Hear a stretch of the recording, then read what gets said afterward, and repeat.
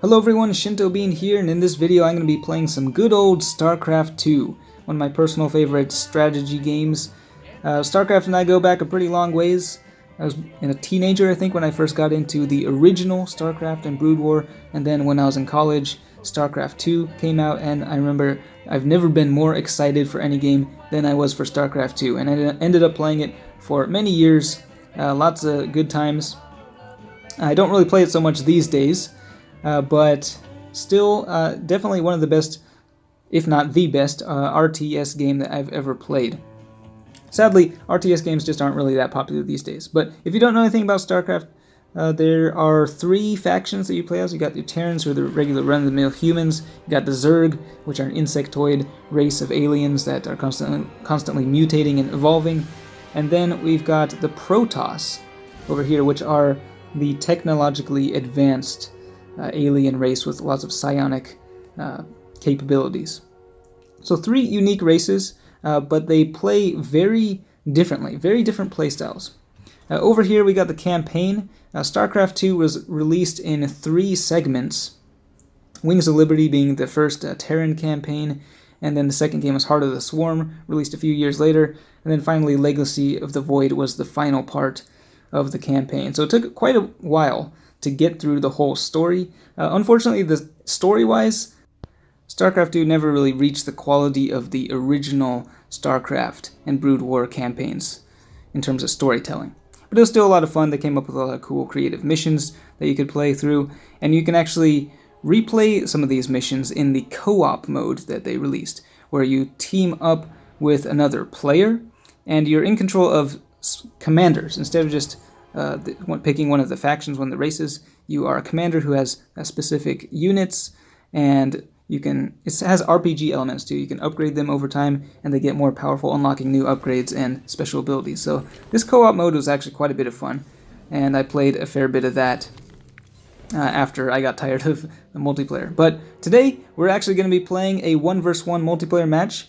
I'm going to be playing as the Zerg, and I am really rusty. It's been ages since I played this, so I'm not too confident in my ability to actually win, but we'll see who we get matched up against here, and see if I still know my stuff. So we're just waiting for the matchmaker to find me an opponent to face, and there it is, game ready. The game is starting, and let's see who we're up against. It could be either Terran, Protoss, or a Zerg player. And it is Zerg. We have a mirror match on our hands, and those can be pretty tricky, especially Zerg versus Zerg. It tends to be very frenetic and fast-paced. And I'm kind of unfamiliar with the maps here, but you can see the mini-map in the middle there. So I think I've actually already played this game, and I'm going back and re-recording my voice. So I start off in the bottom left corner, and my opponent is in the top right corner. So just waiting for the loading bar to fill up. And so in the beginning you start off with just one structure. It's your main command center type thing. For the Zerg it's called a hatchery, and you got a bunch of drones, which are your workers mining those minerals which you need to build your buildings. The hatchery produces little larvae which can spawn into the different Zerg units, and I'm currently just building more drones, more workers, so I can harvest more minerals. But I've reached my supply cap, which is indicated up there at the top, 14 supply, and in order to create more units, I need to build overlords, which are those little floating alien things up in the air. Building overlords allows you to create more units. And Zerg are special in that their workers actually turn into the buildings. You can see right there, the drone just kind of morphed into this blob, which is going to turn into the spawning pool, which is the first tech structure that the Zerg have, and that will allow me to build additional units, combat units, like Zerglings and stuff. So I'm using my overlords to start scouting across the map. They move very slowly, but they're actually good for trying to finding the enemy position and whatnot. Drones are just harvesting away, and I have enough minerals now to build another hatchery over down here. So we got additional resources down here. Expanding is a really important part of this game, getting access to more resources, improving your economy and whatnot. And you can see my spawning pool just completed there. I'm also using drones to morph extractors onto these geysers. The Vespine gas is the second resource in the game, which is used for more advanced structures and buildings or units and upgrades. I'm also spawning a queen at my hatchery. This is it's a brood mother that can help with defense as well as producing more larvae. So right now I got a pretty good resource collection thing going on here, but out of the blue, I wasn't paying attention. The enemy suddenly attacks me. We got the Zerg rush on our hands. Looks like a 6-pool, 6 Zerglings attacking my workers. So I have to pull my workers off of the mineral line. You don't want to do that normally. You want your workers just to be harvesting, but I was forced to do that to defend myself. But the queen has spawned. The queen is attacking the Zerglings. I've also spawned a couple Zerglings. It's kind of hard to see because they're dark blue. The enemy is dark red. He's got Zerglings attacking my second hatchery, which is pretty dangerous because if I lose that hatchery, that's going to be pretty much game over for me. I invested a lot of minerals into that, but fortunately I got a group of Zerglings out, and with the support of the queen, we start attacking them, and they start to engage here for a bit. But our queen is able to just sort of back off, keep itself alive, and my other Zerglings clean up some of the rest of the enemy intruders. Now you may have noticed there that the enemy Zerglings suddenly spawned wings, and they are moving a lot faster. That's because they got their speed upgrade, and now they're coming in again, just harassing my units. And I'm doing my best to try to defend the queen, just attacking away there. Now Zerg units all actually regenerate their health over time, so as long as the queen stays alive, it can slowly regenerate back up to full health. It's at pretty low health right there. But the enemy still has units sitting right outside my base. Now what I should have done was moved my overlords over so I could actually see what they were doing. I didn't really think to do that. I was just too focused on trying to defend here. You can see he's drawing off my Zerglings out of the base, and I didn't want them chasing because he could easily surround them and then kill them all off. I got one defensive structure there. It's called a spine crawler. I've uprooted it and I moved it over there, although what I should have done was moved it over to my second base over there to help protect it. Didn't really do anything up there on the cliff. So I've started building more drones, both in my main base and in the expansion, so I can keep harvesting minerals. You do need the resources. Another big attack there coming in. He's just coming in, every few seconds. But now I have completed one of my new tech structures. It's called a baneling nest, and that allows me to morph my Zerglings into a unit. You can see one right there. It's the glowing green one.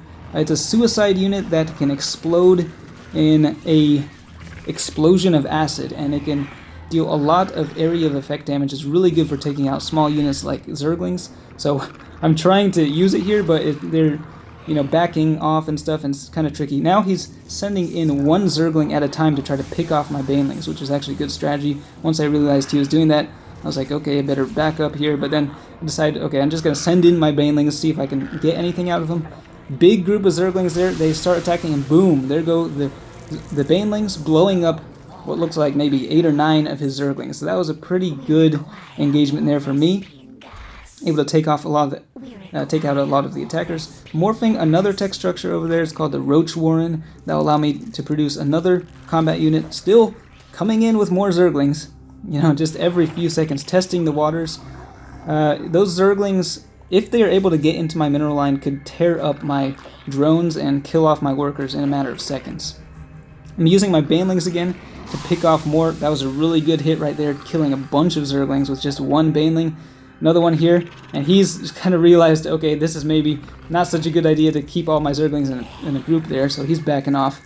And I am continuing to build more units. Again, he's doing the thing where he sends in one Zergling at a time, so I moved my baneling over there, put the queen up in front to pick off the enemy Zergling before it's able to get to my baneling. Okay, lots of talking. Hopefully you're kind of following all this. Now that I have the Roach Warren, I can start building my second combat unit, the Roach. Now, Roaches have a lot of health. They also have a powerful ranged attack, making them very good against Zerglings. I've also started building additional Queens to help with defense. Now, Queens are good for improving your economy and also base defense, but they actually cannot move very slowly across the map, so they can't be used to actually attack. They're more just for defending your base. I got 3 queens right now, which is pretty good against just zerglings. I got lots of zerglings there, a couple banelings, and roaches on the way, so looking pretty good. My economy is blooming here. I've got over 1,000 minerals. I just spent a bunch of them. But I still have no idea what the enemy has in his base. I have not scouted anything, which is kind of putting me at a slight disadvantage. Big engage there, lots of zerglings. It looks like he is just getting nothing but zerglings. Got another baneling over there. Let's see how many zerglings he can kill here. I think about 3 or 4 there. Pretty good so far. My army is definitely performing a lot more cost effectively. Big engagement here again. He is just getting kind of desperate by the looks of it. He really wants to do something with all those zerglings. Once again, the banelings blowing up a few more of those zerglings. And here he comes once again. I don't know, that's maybe 20 or 30 zerglings. I move my roaches down, try to get all of my units in there, and pretty big engagement, and we're able to kill off almost all of the zerglings without losing very much. And there it is, GG. The enemy just decides to call it quits there and leaves the game. But before going to the score screen, I decided to stick around for just a little bit longer, just to see what he had in his base. I was really curious. He did attack me really early on, so I don't think he had much in terms of economy. So I got my zerglings moving across the map. Finally got the speed upgrade for them. So there they are. And this is the enemy base. It looks like he had a drone there, but did not build any additional expansions, and that is all he had. Just one hatchery, the drones, a queen, a spawning pool, and that was pretty much it. So that was what led to his downfall. Just spawning a bunch of banelings here just for fun. The economy is really important, and it's difficult because you really have to be very good at multitasking in a game like Starcraft. The skill cap is incredibly high. And so, just moving in with my banelings here, blowing up a few zerglings along the way. These guys can deal a lot of damage, potentially, to the workers and enemy units. Big explosion there. But yeah, so typically what people do is immediately expand, like within the first minute or so, which is what I kind of tried to do. But I wasn't expecting to get attacked that quickly. Anyway, we can see the statistics for that match up here, and I'm still working on my placement matches. The performance, so we got some different number of workers created, the APM, the number of actions per minute, the resources. I did much better, obviously, because I had 2 bases. I did much better with the units as well. With the units, I killed over 100 of his zerglings, whereas he only killed a total of 25 units. So it was pretty crazy there at the beginning. I was pretty stressed with all those constant attacks, but I think I did a pretty good job of defending against those attacks. Got the build order, and then the graphs here. This is the army value. It was actually pretty even up until the very end.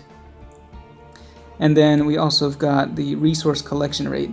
I took a big nosedive there when he first attacked, but then steadily climbed back up and got more and more resources, whereas he just stayed pretty much the same. Didn't really spend much on upgrades here, so that's kind of a useless graph there. But again, the workers active, another big thing.